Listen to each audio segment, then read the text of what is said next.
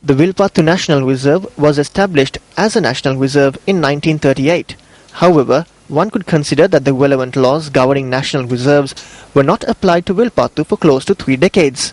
This 3-decade period of lawlessness in the reserve came to an end following the war victory in 2009.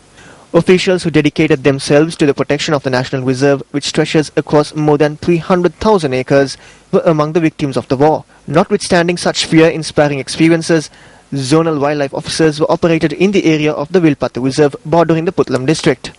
7 wildlife officers are now in operation in the Vilpattu National Reserve, which comprises of 5 zones.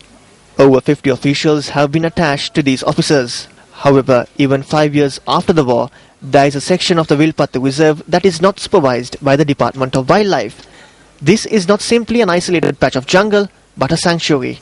This area, dubbed the North Sanctuary, was included as part of the Vilpattu Reserve in 1947. This sanctuary stretched over a 6,000-acre area that comes under the purview of the Musalit Divisional Secretariat of the Mannar district.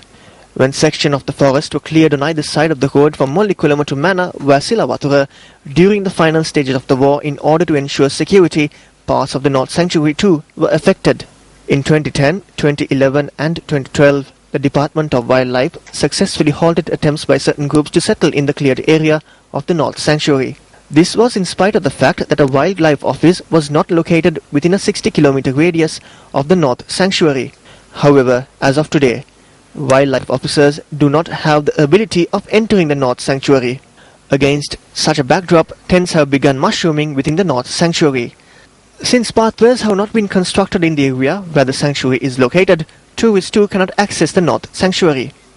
According to wildlife officers who on several occasions over the past month have observed the human activity in this area under the guise of travelling on the Mannar-Silavatura road, more than 100 acres of the North Sanctuary have been destroyed to make way for these encampments.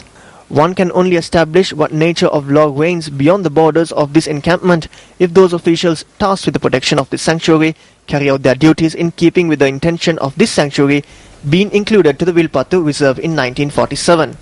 Will the North Sanctuary of the Vilpattu Reserve be allowed to become a bustling settlement that is a foe to the endemic flora and fauna of this nation?